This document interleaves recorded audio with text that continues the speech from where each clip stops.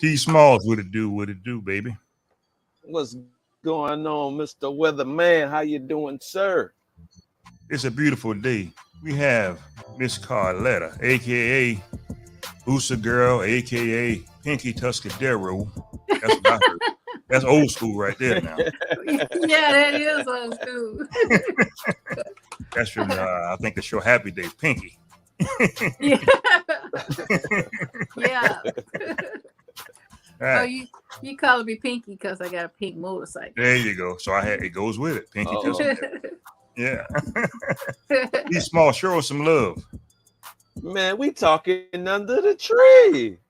T Small, sing her a little something on a whatever night this is on a cool night. Mm. Man, it's a beautiful day in the neighborhood. We talking up under the tree. We talking under the tree. Boozer girl, baby. We in here. Yeah, Booster Girl. I like that name. Yeah. They ride them boots as fast as hell. I'm scared of them, bro. Hey. Oh man, I don't Been doing know it how for to a ride while. none of them, man. I know that's right. Yeah, Right. we speaking to the professional. That's right. I am the weatherman. We got Miss Carletta, Booster Girl, T Smalls in the house. Welcome to the Let's Talk of the Tree podcast. Guess what, Smalls? One time for your mind. What's the rest? Man, 2 times for your soul. See you in 33 seconds with the Booster Girl. Kingpin Music.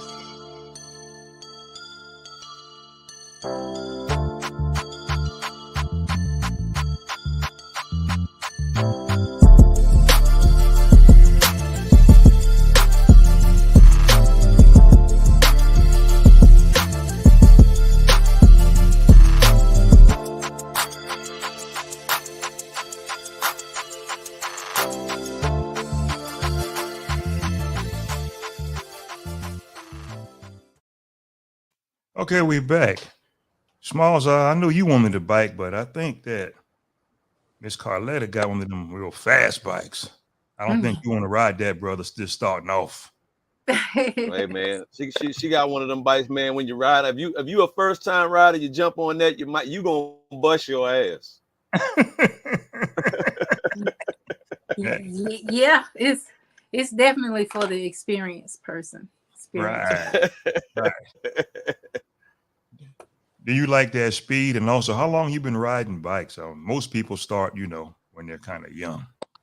I did. I started young. I got my first bike when I was 18. Actually, my dad got it for me. And dang, I'm about to give away my age. But I started riding when I was 18. So I got about 20 years under my belt. Man. Okay, more than that. Yeah. Something ain't adding up, Small. Yeah, man. It's suspect, man. But we gonna keep it right there, though. We gonna keep it there. What made you go to the Booster? That's that grown adult bike right there. Well, honestly, when I first saw it, and I was like, "Oh my God, that is a big bike," and I was intimidated, but I said, "I really, really want one," and so I got my first one back in 2000. Oh, you've been riding. Yeah, I've been riding, Nice. and so I'm on my second Hayabusa, and this one I bought this one that I currently have in 2000 and what is it? In 2007. And I've had it ever since. I did a lot of customization to it. Wow, it's a pretty thing. I'm gonna show you right now. You didn't think I had it, but I already had it. What? Yeah. Oh, yeah, that's my baby. Man. Ooh, boy, That's look at my that. Yeah. Yeah. Yeah, Man. it's got a lot of work done to it. That's for sure. Wow. Yeah. Did you paint it yourself? I had a shop in North Carolina painted. They did most of the work, this customized work that's been done to the bike. Right.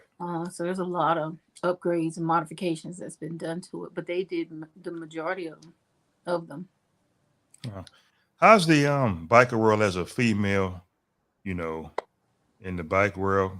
Because, we have the perception that it's a male-dominated arena. So how do you get along with everybody?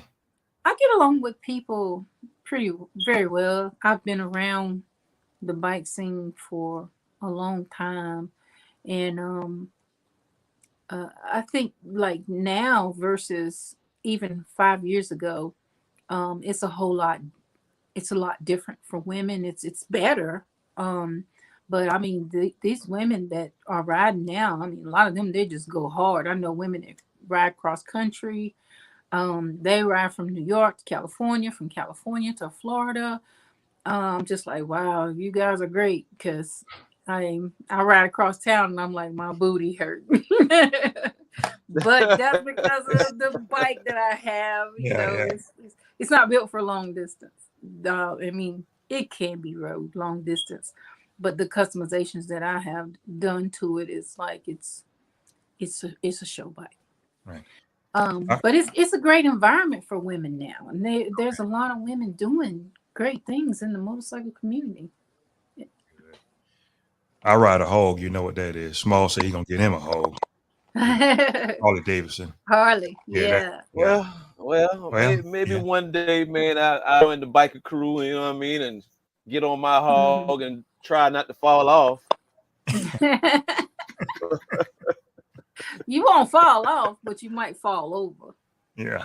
Yeah. Yeah, that too. You know, hey, you can tell how much bike experience I got. Yeah, yeah. Yeah. When the crew that I ride with, when we see like sport bikes, we call y'all, fish fry bikers because y'all can't go no, long distance. So we say y'all riding around and go to the local fish fry, then go home. My dad used to say bar hoppers. Yeah, yeah. He used to say we only rode from zip code to zip code. Yeah. What's the furthest you rode your bike on that thing? The furthest I rode was from South Carolina to Virginia. So whatever distance that is. Yeah. But that's the furthest I've ridden it. Wow. I know you had a hellified cushion up under you. Ooh. By the time I got there, I was walking like I've been riding a horse. Yeah, I thought so. Yeah, no way. Yeah. Oh yeah. Wow. The furthest I went was Jacksonville to Detroit, Michigan. It wasn't a bad ride. Actually, we cut through Columbia, kept on riding, but it wasn't bad at all. And moving past the biker thing, we heard you're an entrepreneur, the modern day Picasso. Small. She's a little female Picasso with this paint and all that. Oh yeah. You might paint your face if you let her. Hey man, hey, I want to hear what she got. I want to see some of that work. Well, I actually have a furniture makeover business, and what I usually do is I paint furniture. I take the ugly stuff and just make it pretty. A lot of people are into like they want to match their interiors of their homes and stuff. So or their office. So a lot of times I paint it, just whatever color theme that they're looking for. Most of the time it's somebody might it's basic brown furniture that they say, hey, I would love to have this in a cream color or in a black or something neutral. But then sometimes I get the hot pinks or red or just whatever. But it's a process, but it's fun. I love it. And I'm also venturing into doing my own custom rugs, which is here. This big gigantic thing is gonna be 8 feet by 5 feet. That's huge. Wow. Yeah. And then let's see, this one, it's a little ice cream cone. And that actually hangs on the wall. That's nice. That's nice. And I did this one. Hangs on the wall. Yes. I like that. I like that. That reminds me of the Rolling Stones right there. Yeah, and it does, doesn't it? And this actually is one that commemorates the motorcycle, the Hayabusa. So this is that one. I did that one, and then I got one more sitting here that I did, and they're still in a little bit of the process of trimming and all that good stuff. But I also did this one. Oh wow, man! a rose. I like that. And I as you like see, that. it's That's nice. it's That's very good soft. quality. Good quality. Thank you, thank you. It's very soft. Yeah. So I'm gonna do a whole lot more with that, and I'm even gonna look into doing like maybe people's portraits, in the rug fashion instead of like just painting it. As far as art, it's a different type of art, which is there's a name for it now called fiber art. Okay. And I was like, wow, that's cool. I didn't know that. Yeah. Fiber art. Wow. Nice. Yeah. So it's I think exciting and I love it. I think you have the gift called a third eye. You can see things in your gift that I can't see by, doing the Yeah. painting and art, you know. I've always had a natural talent for art, even as a child. And my dad used to say that. He was saying that it was one of my God given gifts, to like art and to be a creative person who can create something that nobody else would have thought to do, or that they don't see, Right. basically. My dad would say, "Oh, you'll take something and you'll make that," and I'm like, "Yeah, hey, I love to be creative, and I'm so passionate about it. It's like right now, this one doing the rug thing is like I can't even sleep at night because I have so many ideas of custom rugs to do. So my new business, I'm gonna basically call myself the custom rug queen. That's a nice. That has Hey, a ain't nice. nothing wrong with that. Yeah. Ain't nothing wrong with that. What was the most difficult like project you ever had to do for like a customer, any one of your customers? You had anything that was difficult that you said, well, I don't know if I can do this, and then you end up making magic? Yeah. Um, Recently I had a client that was I want to say she's a doctor, and she brought me her bedroom suit and she told me it was big, but I didn't know it was that big. I've never seen a dresser that was 8 feet tall. And it was just like really huge. And like I think my mom used to call it Paul Bunyan Mm-hmm. furniture, back in the day, Mhm. Paul Bunyan style. But it was like huge. And so the biggest thing about doing it was just the size of it was so massive. But after everything was said and done, it came out gorgeous. And she was just like, oh my God, I cannot believe this is the same furniture. It looked like velvet. The paint was so nice. It really was. I wish I had some That's what pictures. I'm talking about. So that was the hardest one, but at the same time it was one of the most rewarding because it was like it was a day and night difference in how it looked. Mhm. Wow. Yeah. Are you going to have a website, or how could folks get in touch with you to make a purchase? Yes, I'm actually in the process of building out a website for both businesses. And right now, the website for the furniture, the furniture makeovers, is Be Glammed LLC at, I'm sorry, not at, dot Oh, bigcartel.com. okay. So it's BEGLAMMED LLC dot BIGCARTEL.com. That's for my furniture makeover business. And then also for my custom rug business, which I'm the custom rug queen. Mm-hmm. Um, the custom rug site is not up yet, but both will probably be available around the 1st of November. Okay. And it's customrug.bigcartel.com. I like that name, Big Cartel. Yeah, it makes you think Look, about man. Sopranos. Yeah. Yeah. Hey, big business. Big business. Yeah, that's right. Smoking a That's right. cigar with some wine or something. Yeah. Even though I don't indulge in either. Yeah. But you got your gift. I've always heard I had the gift of gab. Smalls got the gift of singing. He can make up a song. Oh Let me show you. wow. Yeah, he just do a 2-liner, the Booster Girl. Just make up something. He does it all the time. Go ahead, Smalls. This whatever. It's Boosa. Boosa girl. It's girl.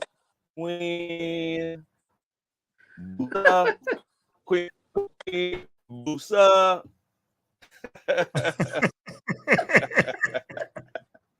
Oh my goodness. Yeah, totally. Yeah. Everybody have their gift. So, Yes. we hope you do well with everything that you do.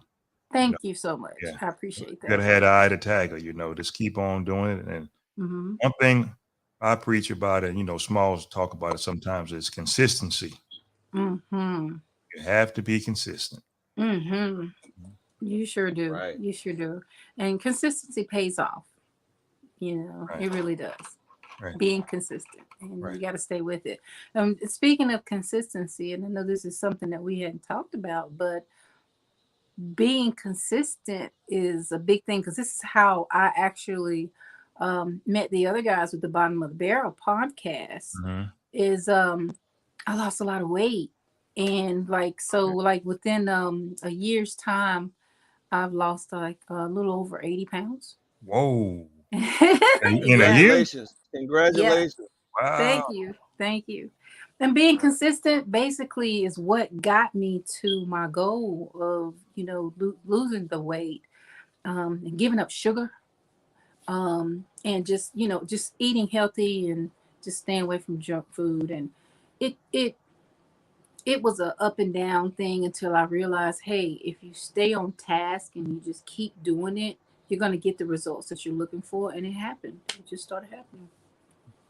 All three of us are from South Carolina. So did you give up the rice? I had to. Yeah. Rice, bread, pasta, potatoes. However, I do allow myself a cheat day. So I will have a little bit of rice on my cheat day. So I didn't give it up entirely. But like, I don't do rice. If I do rice, I have it one time that week. Hey, I bet you your cheat day on Friday. Nope. Oh, No. Man. No. My bad. I'm sorry. No. Hey, it's usually on the Friday from what I heard. A lot of people's cheat day is Fridays, and a lot of people, I've always been told that Friday is the kind of like the how would you say it, like unofficial go out to eat day, like unofficial. Yeah. So everybody likes to go out and eat on Fridays. Right. That's what I heard. My cheat day is usually Saturday. I'm glad you brought this up All about right. diet. I'm glad that you brought it up. Mhm. Me being born and raised in South Carolina, of course, I'm going to always have that in me until a certain age. So Mhm. I don't eat, rice pudding. You know what I'm talking about. Mhm. I don't eat that. I don't eat Mhm. fried pork chops. I don't eat liver. I don't eat gizzards. None of Mhm. that. I don't eat any animal organ meats. I eat, right? I'm not perfect. I eat a little bacon, a little rib, all that stuff every now and then. But I gave up fried foods and things like that because in our community, that cholesterol would bust your heart, And high blood pressure. Yeah, high And blood pressure. I was on medication for high blood pressure. I was on 3 different medications for high blood pressure. And after I changed my diet, all of that went away. So I'm not on any medications anymore. Right. And I'm thankful for that, because high blood pressure runs in my family, and it basically comes from the way we eat. Is one of the factors, a huge factor in how we eat. And we eat, we eat soul food, but there are ways to make your soul food. You still have soul food, but just kind of, change it up by changing some of the ingredients of it. Right. But I'm not the best cook, so I'm not going to. Oh, come on. You No. Oh, from No. Carolina. Come on now. But I focus on getting my protein and green vegetables. I gave up regular milk, cow's milk, and I switched to almond milk. I drink a lot of water, a lot of tea. This little Yeti thing, I drink about 3 of these a day. Oh, that's good. That's cool. And it's I used to, this is crazy, but I used to drink like 4 cans of soda every day. Ooh. Every day.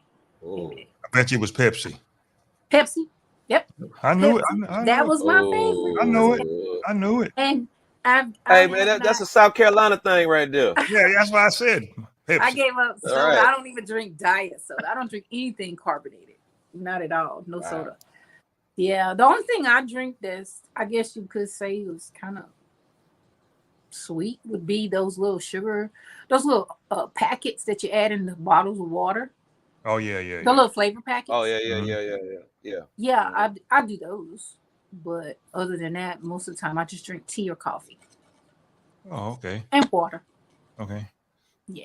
I talked to I'm my a mom coffee last fan week. myself. Yeah, me too. I talked to my mom last week, and I said, "What you had to eat today?" She said some gizzards. Of course, I wasn't gonna say nothing, but in my head, guess what I said in my head. Ugh. Uh, Yeah, man, it's very important, man. And if you think about it, man, it's really not that hard to watch what you eat, man. It's just that you got to be disciplined enough to eat what you need to be eating instead of what you want to eat. You know what I mean? absolutely. Absolutely. And she That is said so she had true. some of that rice pudding and grits. In my head, I said it again. Ugh. Well, it's all about the choices, and a lot of people, we have, our everyday diet, basically what we eat is just so heavy with carbs. Right. And the carbs is like the thing that, like, especially with so many people that are diabetics, um, carbs turn into sugar, Yeah. as it processes into in your body. So basically that plate of pasta is just like eating a piece of cake Yeah. in a Right. way, as the way it wrecks your body. Just put it that way.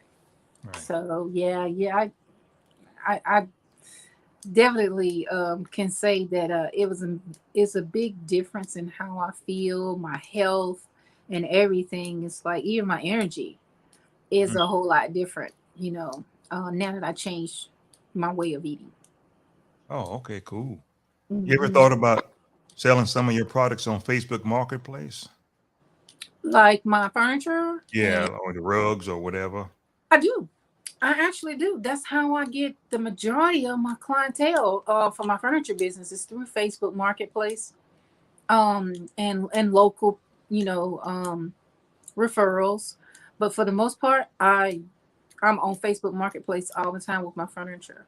My rugs, I've just basically just started into that business, so I haven't really, ventured into advertising those just yet. Hmm. But I'm excited about that, so we're gonna see. You're gonna do well I know because that's right. yeah, you wasn't scared to take the leap, step off the cliff, and do it for yourself. I I I love to try new things, and I like to follow my heart, and I like to follow my passion. There you go. And when you do those things, you can't help but be excited about your business and be excited about what you do. There you go. Well, Never be I afraid. believe Go that ahead, part. Small. Yeah.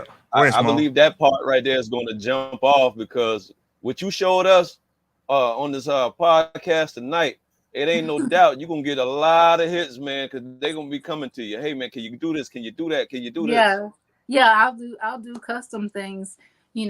Everything I can't make into a rug, but I can, I can look at it and determine if it's something I can do, like business logos. Um, and one thing that I'm really gonna start doing, and I'm gonna do it next week, but I'm gonna be able to do those portraits. Like you can take a picture of your mom or something like that. Oh yeah. Yeah, Oh man, and do a portrait one. smart So I'm gonna stuff. do.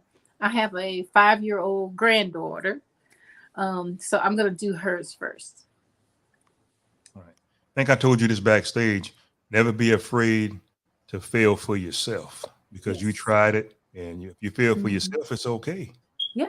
Yeah, Hmm. it's not a problem with that. Yeah. Well, Yeah. Just take the jump. actually, man, you never fail until you quit.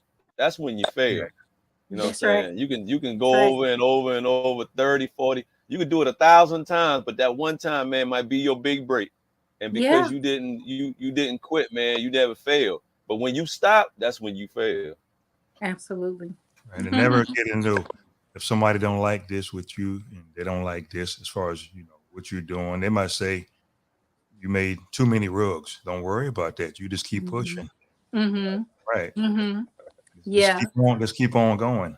Yeah. Well, they might say, well, I wouldn't have did that in blue. I would have did it in purple or, whatever. Everybody has an opinion, and opinions are like, Yeah, Yeah, yeah. Right. Like loaves of bread. Everybody got one. Yeah. Right. Well, God's still working on me. I think I'll say it a different way. Yeah. Oh. I ain't gonna say it. I'm not gonna say it on here because we have what they call good fun, good trouble. Yes. It's called just good trouble. Yeah. John Lewis says that, right? Yeah. Yeah. Get yourself some good trouble. Yeah, some good trouble. Yes. Right. Right. Yeah. Mm-hmm. But do you really ride anymore? Or that's kind of phased away. I ride, but it's different because of the pandemic stuff, with stuff going on. So one of the major things about being a biker is socializing and social time.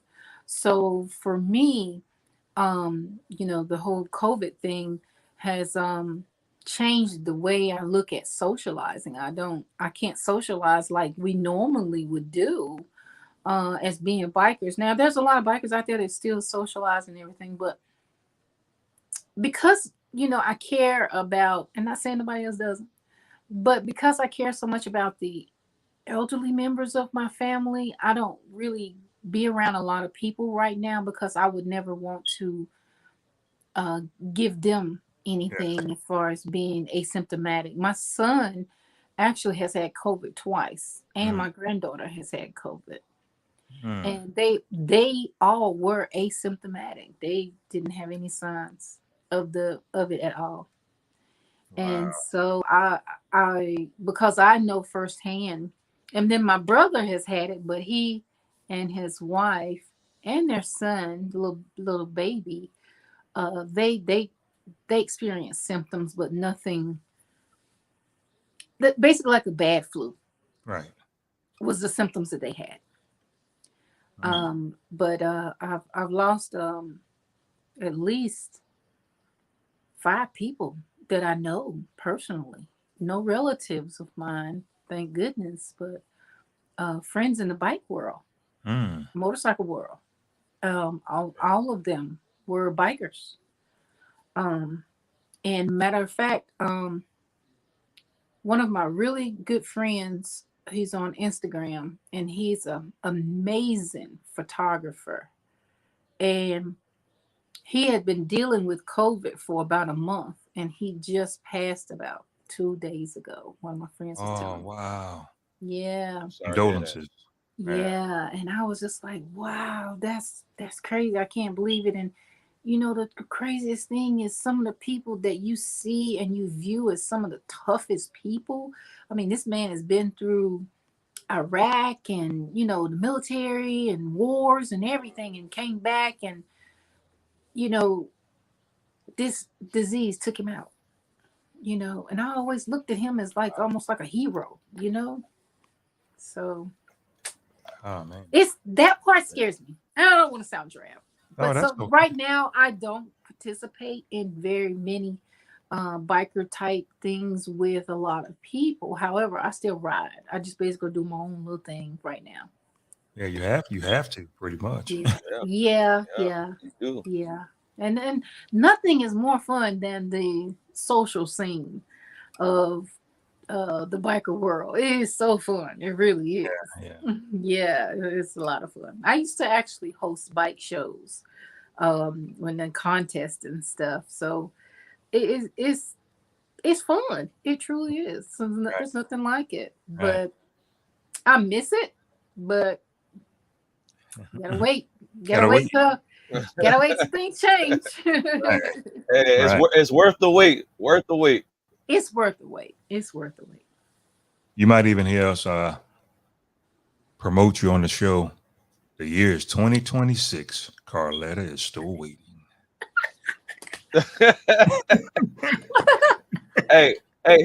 He'll be a good voiceover dude, won't he? Yeah. Say, hey, Carletta just wiped the dust off her bike for the 14th time. She had to take the gas out of her tank with a little siphon technology. Yeah. Right. No, I walked to the garage and crunk it up because I don't even remember what it sounded like. The last thing I got is the last thing I have. When you ride your bike on the set or whatever y'all call it in the streets, pull up at the gas station, do you get looks like this? And, you know, has anyone ever asked you this through their eyeballs right here? Who is you? Who is you? You know what? The crazy thing is that I can ride my bike and I'll be sitting there at the gas station, and here comes some guy walking up saying, "Is that your bike?" Well, dude, I'm sitting on it. I just rolled up to the gas station.